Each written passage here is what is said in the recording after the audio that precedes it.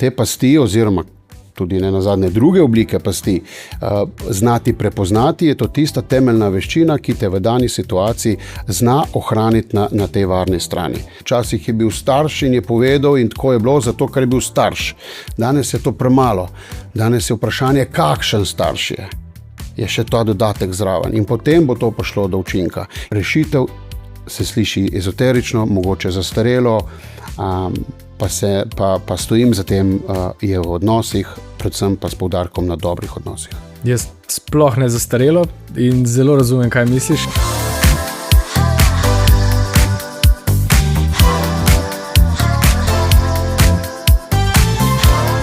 Živjo, dobrodošli v novi epizodi podcasta Uživajmo pametno, kjer se na tak ali drugačen način pogovarjamo o smiselni rabi tehnologije. Danes bomo govorili o zasvojenosti, ampak malo drugače, kot smo to počeli sicer oziroma v prejšnjih epizodah. Z mano je Bojan Kodelja, vodja projekta Neodvisni.si, ki je že leta 2007 zagnal prvo kampanjo ozaveščanja o pasteh zasvojenosti. Aha. Od leta 2007 že traja ta projekt. Takrat je nastal čisto pilotno, niti nismo to računali, da bo ta program, da bo postal vse slovenski. Mi smo takrat rekli, naredili bomo nekaj dobrega za družbo, povezali se z različnimi strokovnjaki, ki poklicno in zelo verodostojno delujejo v tem prostoru in zgradili pač zgodbo, zgradili pristop do mladih, do odraslih. In s to zgodbo šli do vseh primorskih občin in krajev in šol, vseh 23 občin, in niti neplanirano dosegli praktično izjemen obisk. Zato, ker na te teme, ko je govora o zasvojenosti, je še danes težava in problem, da prihaja premalo ljudi. In nam se je nekako posrečilo, da smo to pripravili tako zelo ljudsko, zelo filmsko. Šli smo z zgodbo, ne pa z moralko, ne z žuganjem, se mogoče v tem kakšno rekla. In to je tista garancija, ki se je potem obrestovala na način, da nas je obiskalo več kot 11,000 mladih v enem mesecu in več kot 6,000 odraslih. In to je bilo to. Pa smo pa s tem prenehali, ker to je bilo mišljeno samo enkratna neka zgodba, ne vem, namesto novoletnih čestitk, nekaj za dobro za družbo. In takratnja in tudi zdajšnja tesna zunanja sodelavka naša, gospa Vlasta Nussdorfer, je to prenesla v Ljubljano, da to je bilo pa res učinkovito in uspešno in smo bili kar malo tako pod pritiskom, da dajmo pa to še speljati v celi Sloveniji. In si nismo upali, ker to je zalogaj, iti se preventivne produkte, programe, to moraš imeti orank mišice in stvari dobro poznati, ker zelo hitro lahko stvari, ki jih ti želiš dobro namerno predstaviti, dosežeš kontraučinek. In nam je bila pred nami ena velika odgovornost za to sprejeti. Tako da smo 3 leta se kar o tem odločali, dali ne, pa smo pa vseeno zavihali rokave in rekli, v redu, gremo, popravili vse tisto, kar smo 2007 takrat naredili narobe in se podali pogumno v to. In od leta 2010 do danes je to vse slovenski družbeno odgovoren program, ki mlade in odrasle ozavešča o različnih pasteh zasvojenosti na zelo en tak unikaten, butičen način, na zelo slovenski način, na način, ki ne moralizira, to je ena velika posebnost našega programa. Znotraj 1400 dogodkov, ki smo jih aktivirali in speljali, smo se menda pa le naučili, da je potrebno znati neke besede, neke stavke, čeprav so zelo poučne in dobronamerne, znati prilagoditi za različno populacijo. A veš, tukaj je mladostnik bo o marihuani se je potrebno drugače pogovarjati z mladim, kot pa z odraslim o isti temi. No in to je to. To je ta program. Pa tudi se mi zdi, da določene teme v določenem trenutku v družbi postanejo bolj sprejemljive ali pa večkrat o njih govorimo. In mislim, da je ravno vrednost tudi vaše dejavnosti v tem, da odpirate te teme vedno znova in odpirate jih v izmenjavi mnenj, predajate znanje, govorite strokovnjaki in na ta način se te teme vedno znova bolj vzpostavljajo tudi v javnem dialogu. Recimo, pred 30 leti je bilo ljudi strah govoriti o demenci. Danes so pogovorne mize, pogovori o demenci pravzaprav zelo iskani, željeni. Jaz mislim, da se bo podobno zgodilo tudi z zasvojenostjo, da več kot bomo o njej govorili, bolj bodo tudi ljudje navajeni poslušati te teme in o njih razmišljati. Se motim? Ne, nikakor se ne motiš. Dejstvo je, da to absolutno drži, ampak ko je govora o zasvojenosti, to je mečken težje področje, kot si preomenil demenca ali pa neke druge oblike. Zato, ker tukaj je ogromno različnih mnenj. A veš, in čeprav, ko je govora o zasvojenosti, govoriva o zdravstvenemu problemu številka 1 zahodnega sveta. In ker je tukaj ogromno različnih mnenj in ker tudi tukaj ni nekih standardov in predpisov, prvič, kdo naj se s tem ukvarja in predvsem na kakšen način, je potem ta prostor postal včasih lahko res narediš več škode, zato ker je še vedno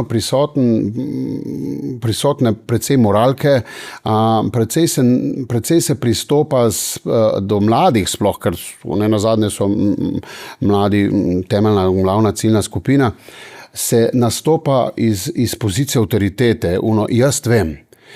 To je bilo včasih. Včasih si ti, pa to govorijo v času najinih staršev. Takrat so to vrstna predavanja ali pa kakršenkoli predavatelj, ne bo to učitelj, ne bo to predavatelj ali ne bo to pridigar, nima veze. Je po večini predaval človeku, ki ni vedel. In jaz vem, ti ne veš. In takrat je bilo to lažje. Potem so se počasi pridružili skupina, ki misli, da ve. Tukaj je bil že ta predavatelj, je že na preizkušnji, že mora malo predelati svoj pristop, da ne bo zanemaril tistega, ki ne ve, in da bo znal pristopiti k tistemu, ki misli, da ve. In tukaj je že prostor dialoga, tukaj ni enostransko podajanje. Ne? Danes, ko pa imamo dostop do informacij in praktično 24 ur, so se pa pridružili še ljudje, in to je dobro, pa ki vedo. Se pravi, te na uni strani posluša človek, ki ne ve, človek, ki misli, da ve, in človek, ki ve. In zato je te vsebine, ko je govora o zasvojenosti, ker ni enoznačnega odgovora, ker ni naredi tako in bo prav in bo dobro in se boš rešil, ampak je lahko razlog, da nekdo pade v primež alkoholizma, je lahko 101 razlog, ne, je še toliko bolj pomembno, da tisti, ki to vsebino predaja naprej, ki jo res dobro pozna, da zna tudi te 3 poslušalce pravilno nahraniti na pravilen način, da ne doseže na drugi strani nek odboj v smislu, mi nekaj moraliziraš oziroma govoriš nekaj, kar jaz ne verjamem in jaz mislim drugače, ali nekaj, kar sploh ni res, nekaj, kar je šlo že mimo, ali pa nekaj, kar pri nas sploh ni in tako naprej. In ko si po prostoru mladih, je pa to še bistveno bolj delikatno. Zato, ker mladi so pa, ko je govora o zasvojenosti, pogosto nemočni. A veš, in ti recimo, če obsojaš ta prostor zasvojenosti ali pa zasvojence, ti nimaš vpogleda v te informacije oziroma v to stanje, da je mogoče ta punca ali fant še prejšnji večer doma bil tarča, nekega nasilja zaradi alkohola. In ti drug dan to izpostavljaš v šoli kot nekaj negativnega in tako naprej. Ustvarjaš eno tako tiho nemoč, tega človeka zapiraš vase, mu ne pomagaš, čeprav je tvoj namen pomagati. Danes je preventiva na področju zasvojenosti postala ekstremno zahtevno delo, ekstremno odgovorno delo. In tukaj sem vesel, da se o tem veliko govori, da je vedno več posameznikov, ki se to zaveda, da je to res tako. In jaz osebno, kar sem pa najbolj preponosen, da Slovenija premore pravih strokovnjakov, toliko, ki vedo in poznajo domače razmere, da to vrstne pristope in vsebine znajo zelo butično pripraviti. Kaj pa je pomen takega, rečemo, tega butičnega podajanja informacij ali pa podajanja informacij, ki je povezano z nami, z lokalnim okoljem, izhaja iz naših izkušenj, iz izkušenj konkretno nekoga, ki je danes bil mogoče na terenu, ima ambulanto, ima prakso. Zakaj je to pomembno? Čeprav razumem, eno je teorija, drugo praksa, če govorimo zdaj v tem prostoru. Absolutno, mi smo pristaši, osebno sam, pristaši domačih praks. Kar nekako ne moremo sprejeti dejstva, da se recimo uvaža neke primere dobre prakse iz tujine, zato ker tujina, sem prepričan, da še pred leti je sigurno bistveno več sredstev vlagala v razvoj te preventive in da recimo nekaj ve, kako in na kakšen način. Nisem pa prepričan, da to ve več kot naši domači strokovnjaki. Predvsem, kar sem pa prepričan, da ne vedo, ne poznajo domačih razmer. Veš, recimo neka situacija v Šempetru pri Celju ali Šempetru pri Novi Gorici sta povsem različni ciljni populaciji, že geografsko in tako naprej. In če ti teh razmer in teh trendov tukaj in tam ne poznaš, potem govoriš nekaj na splošno, nekaj, kar morda tega prostora se to niti ne tiče. To je en vidik. Drug vidik je pa razlika med teorijo in praksa v tem prostoru, ko je govora o področju ali pa preventive zasvojenosti, da tukaj niti ni dosti prostora za teorijo, ker veš, poznati pasti zasvojenosti, ki je vsako minuto kakšna več, ti nič kaj ne pomaga v svojem odraščanju ali pa ne nazadnje v že svetu odraslih. Ker poznati pasti zasvojenosti, to je to teoretični prostor. Kaj mene briga, kaj se mi bo zgodilo z malimi možgani, če ponjuham kokain. Mislim, to znanje je neka splošna razgledanost, pomaga mi pa čist nič ne. Bistvo je znati past prepoznati. To je pa veščina. To je pa čist nekaj drugega.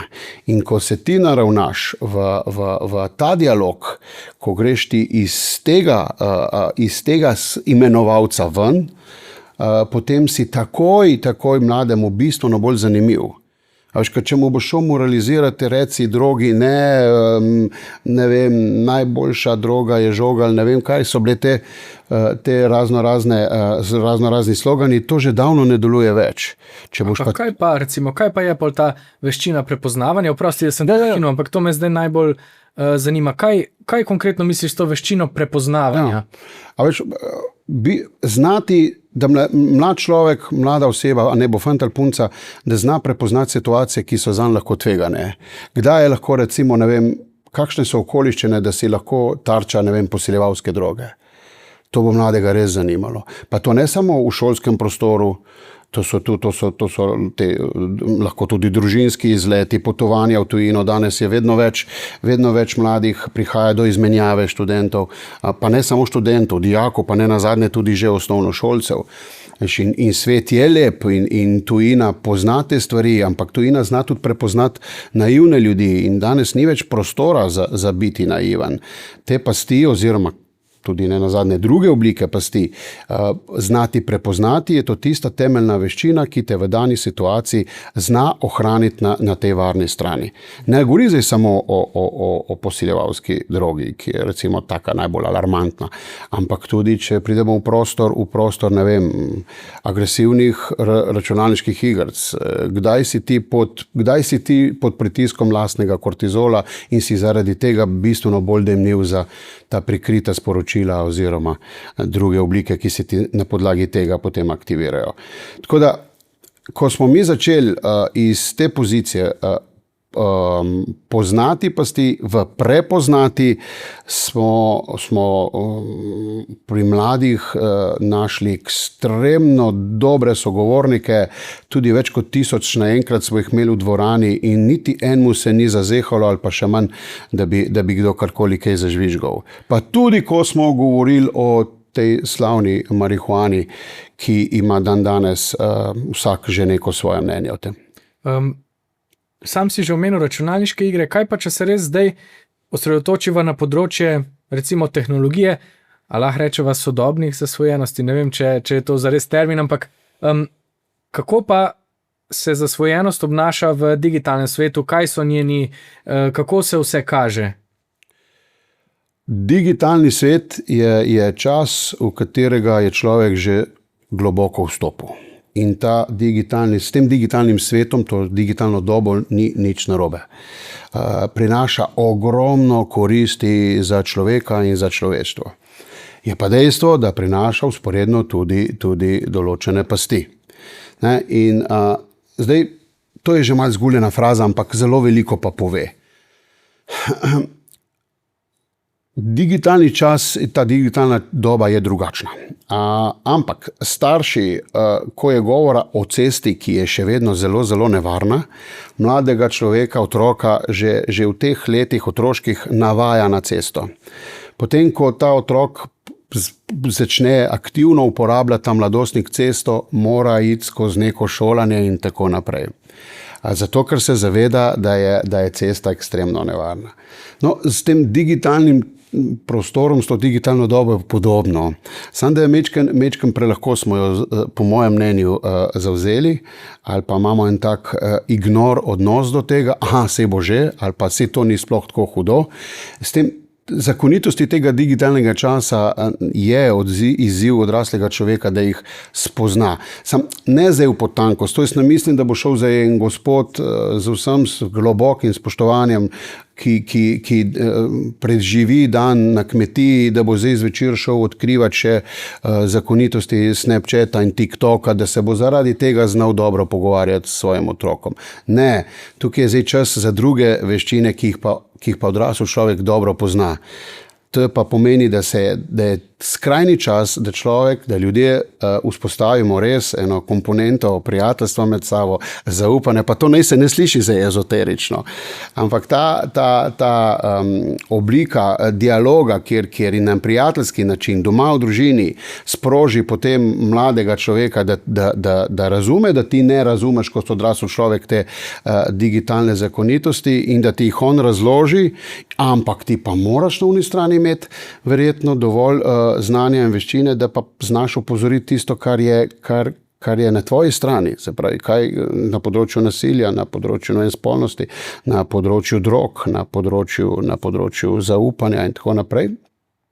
In to je ta protivtež, ki bo danes v tem digitalnem svetu potem vsakega ohranila varno v svojem prostoru. Mladega v svojem svetu, ki je drugačen od odraslega in prav je, da je tako, je bilo vedno tako in tudi zdaj je tako, ampak to, da pa zdaj ta digitalni svet se nekako demonizira, da se ga z nekim strahom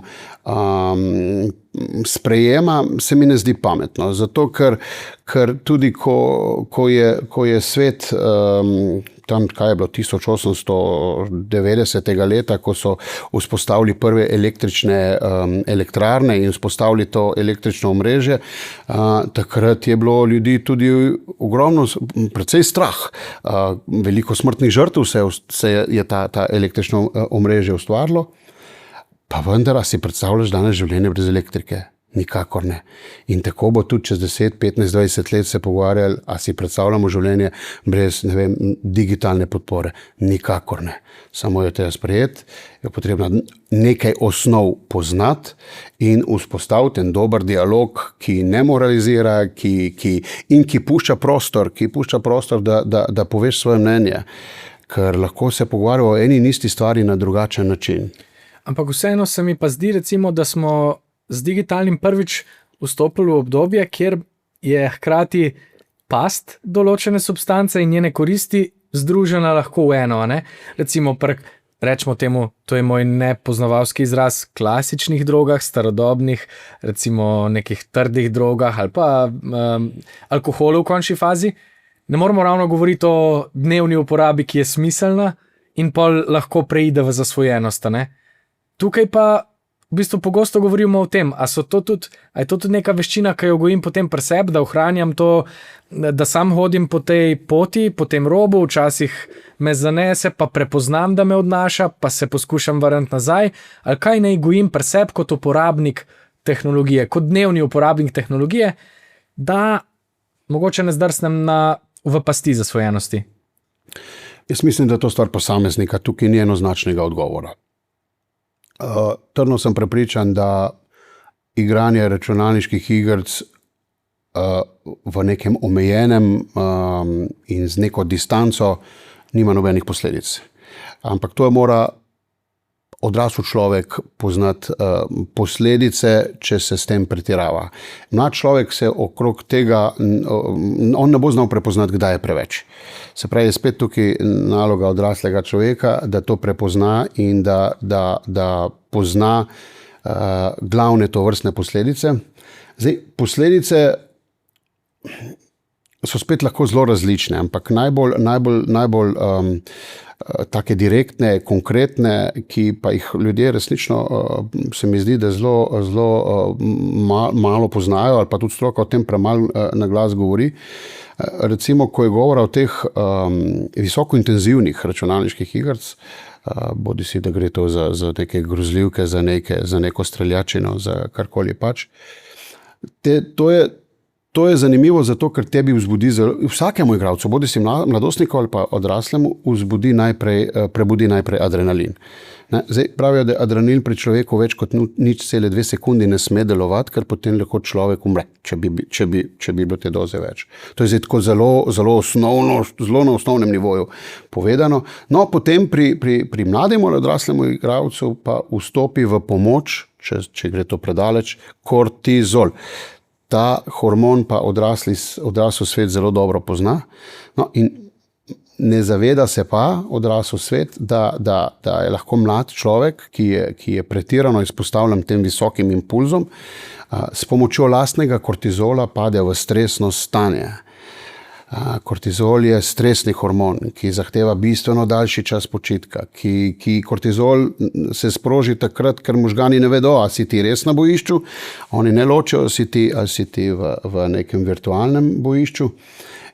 In tukaj je zdaj ta past. To ne pomeni, da če je človek mlad ali odrasel zaprt v svojem prostoru, da ta prostor ni nevaren. Če se tukaj pretirava z nekimi vsebinami, ki so različne med seboj, je to lahko zelo nevarno. Seveda pa tukaj zdaj še druga težava. Mislim, v ta prostor, bodi si v te intenzivne računalniške igrice ali pa še v druge oblike, v filmsko industrijo, v resničnostne šove in tako naprej, to so se vmešali zdaj velikani. Neuroznanost je ekstremno napredovala, psihologija je ekstremno napredovala. In ko se zdaj te dve komponenti združita, to postane lahko zelo nevarna eksplozija, ker zna z posameznikom dobesedno manipulirati tako na čustveni kot tudi na hormonski ravni. In ekonomija ima to rada, ker če ti nekoga potegneš v nek svet, v neko računalniško igrico, ti, sploh pa če si to še online povezan, ti začneš upravljati s temi čustvi. Ne upravljaš več, človek te ne zanima, zanimajo te njegove čustva. In tudi vsa ta novodobna družabna omrežja, ki imajo spet ogromno veliko prednosti in so lahko zelo uporabna. Ampak ena od večjih pasti je znati s pomočjo algoritmov in teh dveh megalomanov, ki sem ti omenil, znati človeka prepoznati te njegove čustvene vzorce v nekaj sekundah. In ko si prišel v to past, v ta primež, v to mrežo, si vodljiv. In ta nov svet ima rad vodljive ljudi. Ja. Mogoče celo bolj kot zasvojene. Ampak je potem ta meja zelo majhna ali pa zelo hitro. Zelo hitro. In je to težko prepoznati, ker ti pri alkoholiku samokritično znaš zelo hitro prepoznati, mogoče pa malo pretiravam, sem pa že nekje preveč. Ne? Še prej to opazi okolje. Ne? Če ti začneš s tobakom, tudi hitro vidiš, kdaj te potegne, da pa že ne moreš brez tega. Ne? Pri drogah je isto. Tukaj je pa malo drugače v tej novodobni obliki zasvojenosti. Je vmečkrat težje prepoznati. Veš, ni nekega zvončka, ki bi ti zazvonil in bi rekel, v tej fazi je pa potrebno to in to narediti. Zdaj, stroka govori, in to se sicer strinjam, če ti opuščaš stvari, ki si jih prej rad počel, če se ti zapiraš v sobo, postajaš zadirčen. To so neki znaki, ampak to mlad človek tega ne bo prepoznal. On to ne zmore prepoznati situacije, nima osnovnih pogojev da bi ta zvonček slišal. Tako da tukaj smo spet odrasel svet je na tem, da dela v tej smeri, da niti ne pride do prvega zvončka. Ja, ampak reciva, da pride, o tem pogosto govorimo, če kot odrasel človek jaz to opazim, recimo pri mladostniku, zelo všeč mi je, ker si prej izpostavil, da ne moraliziramo, da je to nek pristop, ki je res že zastarel. Kaj pa pol narediš? Sej ne rečeš, glej, to je narobe, zato ker to pa to. Kaj pa je potem smiseln pristop? Ta pristop ni v redu, ni pristop pa tudi, da gremo kar takoj k nekemu dežurnemu psihologu in popravite zdaj, kar smo mi v zadnjih 15 letih morda spregledali. So poti, ki se dajo na en mehek način vzpostaviti, rekel sem že osebno, to je moje osebno mnenje, tudi sam sem na tem bil naravnan, tudi v odnosu do mojega otroka, zaupanje in predno je prav ta alarmantna situacija, imamo ogromno enih situacij in prostorov, ki se da to na drugačen način skomunicirati, rešiti. Imamo Lipico, lahko gremo jahati, imamo slaščičarne, ki lahko gremo, ki še nikoli nismo šli s svojim otrokom na sladoled, lahko gremo na fuzbal, ki nikoli nismo šli še skupaj na eno tako dejavnost, kakorkoli pač. In se mu na tak način približaš in dobiš, imaš vsaj možnost, da ti bo povedal tisto, kar ti sicer ne bi. Ne? Ker ko enkrat prestopiš to mejo in da vključiš to moralko, te prepovedi, ki ne delujejo. Prepoved je prav, da je, seveda obstaja, mora biti ne, jasen, ampak na drugi strani mora ta razumeti, da ta ne je konstruktiven, ne, da ni samo iz pozicije moči in zato, ker sem jaz tako rekel. Veš, tudi na teh področjih se je veliko spremenilo. Včasih je bil starš in je povedal in tako je bilo, zato ker je bil starš. Danes je to premalo. Danes je vprašanje, kakšen starš je še ta dodatek zraven. In potem bo to prišlo do učinka. In isto je z učiteljem. Včasih je učitelj povedal, tako je in pika. Danes mora postati še vprašanje, kakšen je ta učitelj, da bo učinek na drugi strani. In tudi z vsemi ostalimi avtoritetami. Ampak najbrž ne govoriš, kakšen pa je potem recimo ta učitelj, starš, da bo slišan. Ja, znati se prilagoditi in znati delati za temi tremi, ki sem že prej povedal. S tistimi, ki ne vedo, s tistimi, ki mislijo, da vedo in s tistimi, ki vedo. S temi tremi poslušalci, učenci ali otroki je potrebno pridobiti veščino komuniciranja na način, da se znaš z vsakim na prav način približati in na prav način pomeniti. Ni več toliko enostavno, se pa da. A so danes morda podobno, tako kot so moj vtis je, da so mogoče pred 30-20 leti bile nekatere oblike zasvojenosti bolj normalizirane, naprimer alkohol ali pa cigareti. A danes lahko rečemo podobno za nove oblike zasvojenosti, recimo za zasvojenost z družabnimi omrežji, z računalniškimi igrami, s čim podobnim ali ne? Meni se zdi, da družba prehitro obupa. Nobena oblika zasvojenosti ne bi smela biti normalizirana. Še vedno se zavedamo, da je alkoholizem problem številka 1 v Sloveniji. Zavedamo se, in to je javno znano, da je tobačni lobi in kajenje, da to pomori več ljudi kot bilo katera svetovna vojna na svetu. Zavedamo se posledice drog in se to nekako normalizira. Danes se je marihuano spustilo v prostor kot nekaj precej normalnega. Ne bom se zdaj spuščal v tem, kaj ja in kaj ne. Ima svoje prednosti, ampak ima tudi svoje pasti. In te pasti je dobro poznati, kot vsaka stvar. Ne? Po drugi strani, kokain postaja neka VIP sprejeta droga. In če gremo po taki poti naprej, potem je to ekstremno dobra pozicija za to novo digitalno ekonomijo. Ker to je ta pot, ki jo ta ekonomija s pomočjo teh dveh megalomanov želi in dela. Če pa je res, da človek zagovarja in si želi te zdrave življenjske vrednote, potem je potrebno na tem področju nekaj narediti. Kaj pa, a je možno vse različne oblike zasvojenosti, a je možno potegniti eno črto pa jim dati ene skupne imenovalce, kaj je vedno srž tega, a imajo kakšne podobne reči, a smo nekateri ljudje bolj nagnjeni k določenim tipom zasvojenosti ali pa k zasvojenosti nasploh? Ekstremno dobro vprašanje, ker se o tem premalo govori. Moje osebno mnenje, verjetno se bo pa to stroka tudi drugače, mogoče v neki točki opredelila, ampak skupni imenovalec sleherne oblike zasvojenosti so čustva. Čustvena inteligenca, pa tudi duhovna, govorimo o tisti zdravi duhovni inteligenci, ne govorimo o tej pretirani ezoteriki, je danes predpogoj ali pa neka začetna situacija, kjer lahko potem nekomu se zdrsne hote ali pa ne hote v neko obliko zasvojenosti. Kar nič ti ne pomaga, a veš, da si ti mladega človeka, ki ga imaš neskončno rad, svojega otroka, da si ga ti rešil recimo neke kemične droge, potem se pa istočasno zatripal recimo v past različnih teh družabnih omrežij ali karkoli pač, ne. No, in ta nov svet močno vpliva na čustva. In ko se ti ta čustvena slika začne podirati, zame je to prvi zvonček, ne glede na kaj.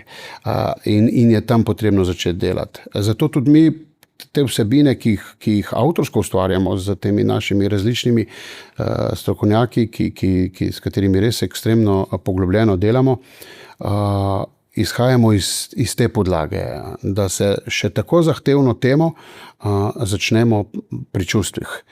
Ker tukaj se pa, ampak na tej zdravi osnovi, se pravi. Ker ko enkrat čustvena ta lestvica se začne podirati, potem se začne tudi to hormonsko neravnovesje vzpostavljati pri posamezniku, bodisi pri mlademu ali odraslemu. In ko enkrat to načeto, čustva in hormoni, takrat izpolnjuješ osnovne pogoje, da lahko padeš bodisi v kemično obliko zasvojenosti ali pa v nekemično.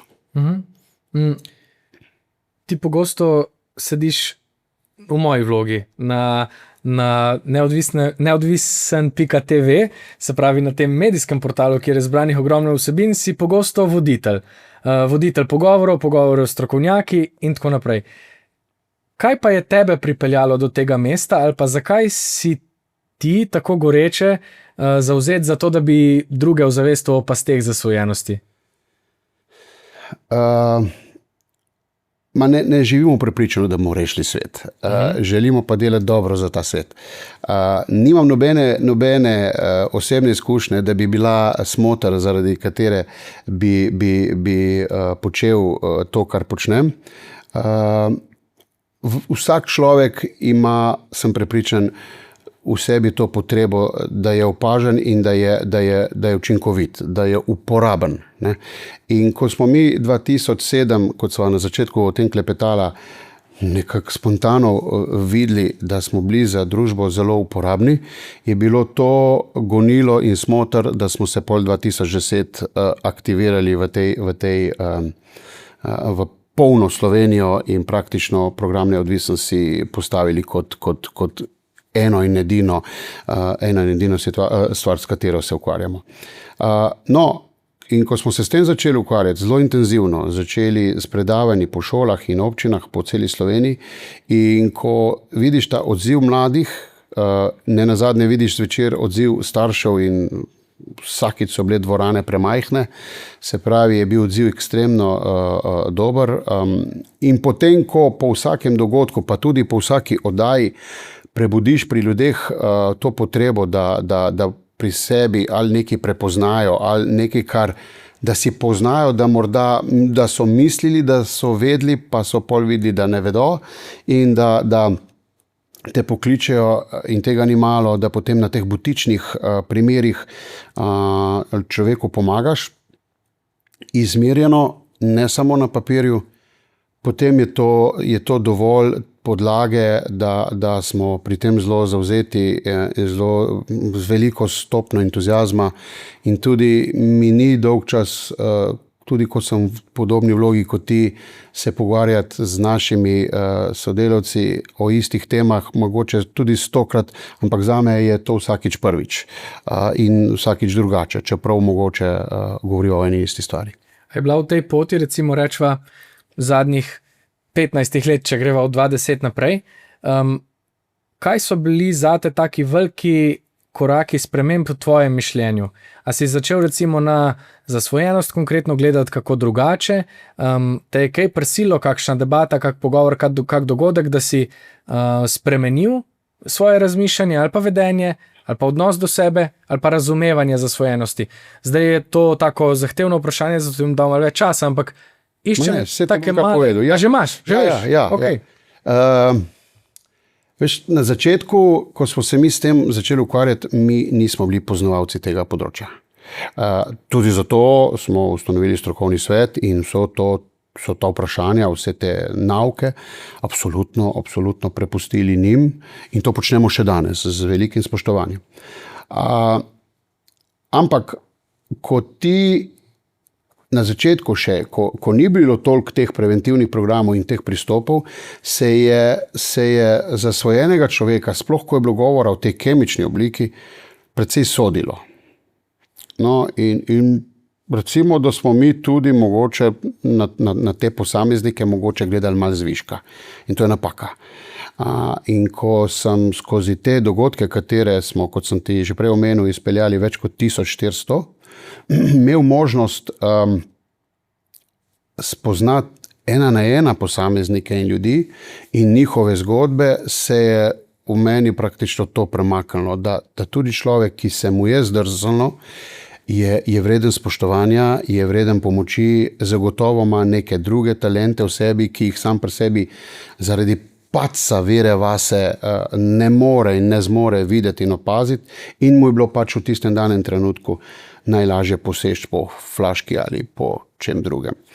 In to je, ko smo potem začeli vsebinsko prilagajati se tem trem, kot sem že večkrat omenil, mi je postavljen prav poseben izziv, tudi ko sem recimo vodil dogodke s strokovnjaki, to mi je bilo izjemno darilo, 1400 dogodkov, ko sem mu postavil neko vprašanje in ko je strokovnjak odgovarjal, sem jaz imel čas spremljati publiko. Ponovadi smo mi imeli vedno polne dvorane mladostnikov, tudi več kot 1000 naenkrat. In mi je bil ta čas spremljanja izjemno dragocen, ker sem točno videl reakcije na podlagi njegovih odgovorov strokovnjaka. In če je strokovnjak zašel mečkan v te moralka vode, se je to takoj prepoznalo. Mlad človek je ekstremno iskren poslušalec, on bo reagiral v sekundi. In če si ti dovolj samokritičen in da imaš svojim egom pospravljene svoj odnos, potem to vzameš kot darilo. In ta kilometrina nam je dala to, da smo se izognili tej smrtno nevarni moralki, obsojanju, nekemu poučevanju, nekemu nastopu, ki te postavlja v pozicijo, jaz vem, ti ne veš, in potem to te spravi v to situacijo, da se pri sebi tudi spremeniš. Jaz sem prepričan, da če te izkušnje ne bi imel, bi danes na svet gledal drugače. Gledam zelo realno, sem zelo na tleh, verjamem, da je svet zelo lep, ampak človek, ki oblikuje ta svet, zna biti počasih zelo grd. Razumem, kaj misliš, pa tudi mislim, da si izpostavil znotraj te tvoje skrbi za mlado občinstvo, tudi ključno vrednoto, o kateri si govoril na začetku, torej to, da spremljamo človeka na drugi strani in da na nek način vstopamo v dialog, tudi če govorimo o predavanju, ki je naslovljeno mladim ljudem, gre za neke vrste dialog, kjer spremljamo, kaj oni poslušajo, kako reagirajo, kaj se z njimi dogaja, ne? Se ni rečeno, da govori o dialogu, da ti na drugi strani, da te vpraša ali da pove svoje mnenje. Se dialog poteka tudi, če na drugi strani tišina.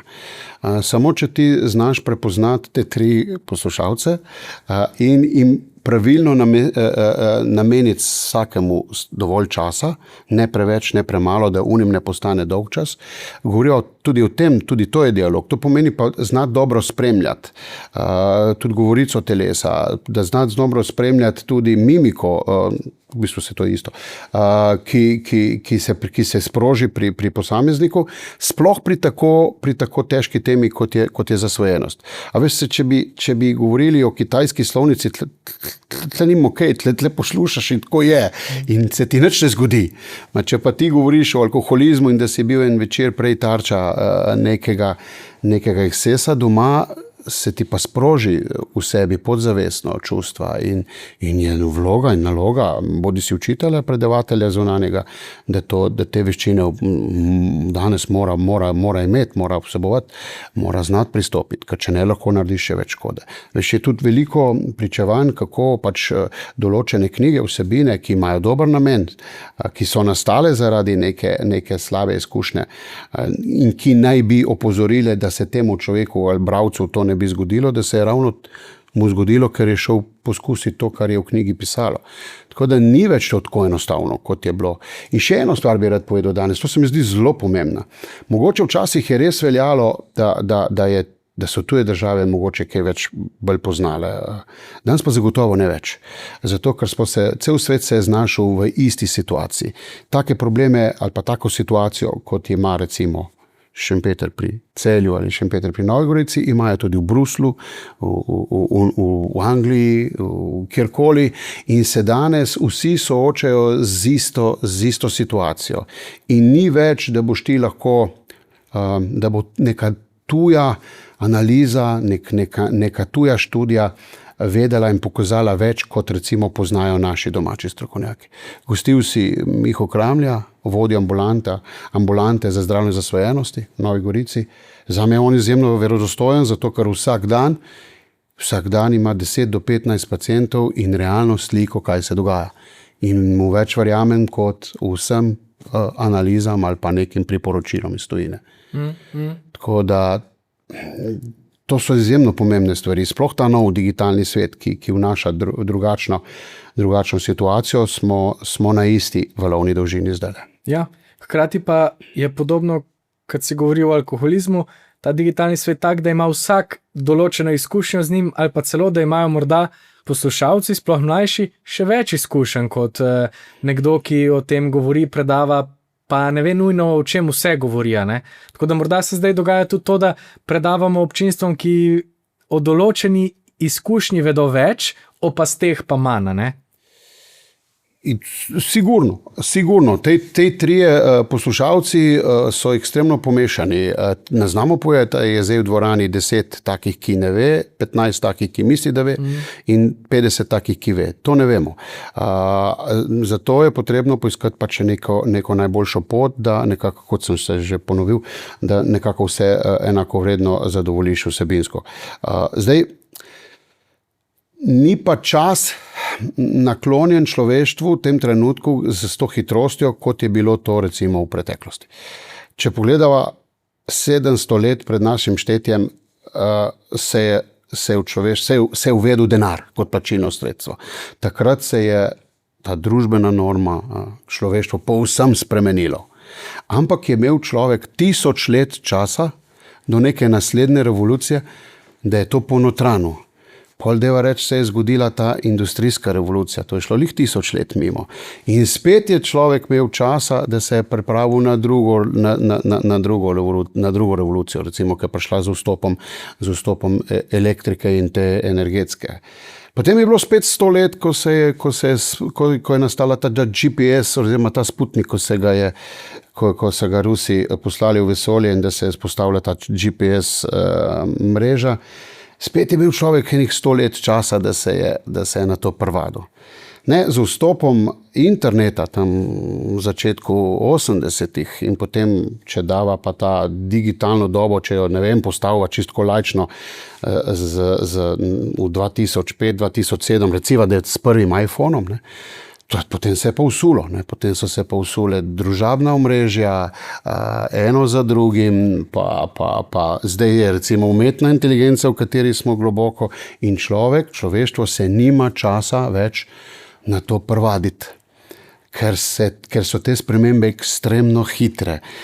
Mi vidimo že recimo, ko smo se začeli 2007 ukvarjati z neodvisnim, ali pa 2010 in danes, to je ekstremna hitrost, ki prehiteva tudi nas. Pa se dnevno s tem ukvarjamo, dnevno sledimo tem pa s tem in smo v zaostanku, ker je potrebno resnično veliko stvari poznati, vedeti na način, da bo znal te 3 poslušalce pravilno nagovoriti. Ja, kaj pa nam je pol za storiti? Kaj je potem, ne bom rekel rešitev, ampak kaj hitro opazovanje sveta, opazovanje sebe, skrb zase, kje je potem odgovor proti utež tej hitrosti? Jaz sem že prej malo povedal v tej smeri. Proti utež trenutno, osebno moje mnenje, je v odnosih. Ni ga preventivnega programa, ki bo prišel in rešil. Ni oddaje, ni podcasta, ki bo naredil in rešil. Govoriva o odnosih. Če se vrnemo v to, ker pa vsi znamo in poznamo, bomo znali biti temu svetu, ki prinaša ekstremno koristi za človeka in človeštvo, bomo znali mu biti proti utež.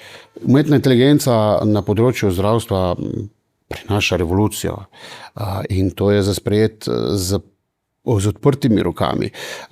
Pogosto strokovnjaki obsojajo, to digitalno tehniko pa internet. To se meni ne zdi spametno. Ker z internetom in s temi digitalnimi napravami s to tehnologijo ni nič narobe. Je nujna, tako kot je bila elektrika in je še danes. Ampak z vsebinami, ki jih s pomočjo interneta in s pomočjo teh raznih teh tablic in naprav dostopamo do njih, so nekatere tiste, ki jih je potrebno poznati, in ni rečeno, da so te vsebine tiste, ki gradi človeštvo, ampak mogoče gradi ta vsebina samo posameznike, elite. Tako da rešitev se sliši ezoterično, mogoče zastarelo, pa stojim za tem, je v odnosih, predvsem pa s poudarkom na dobrih odnosih. Jaz sploh ne zastarelo in zelo razumem, kaj misliš, in se mi zdi super. Zato te bom kar prosil še za tvojo zaključno misel. Kaj bi pa želel zdaj za piko na i predati vsem, ki naj jo poslušajo, gledajo, kako bi spletel ta najin pogovor v eno črtico, v eno misel in s čim zaključiva? Da zdaj, ko so si to poslušali, zdaj naj to ugasnejo in naj grejo s svojim otrokom pa z možem ali ženo na sladoled ali pa v Lipico. Super. Slišali ste, naredite to takoj zdaj in se vidimo ali pa slišimo naslednjič v novi Uživajmo pametno.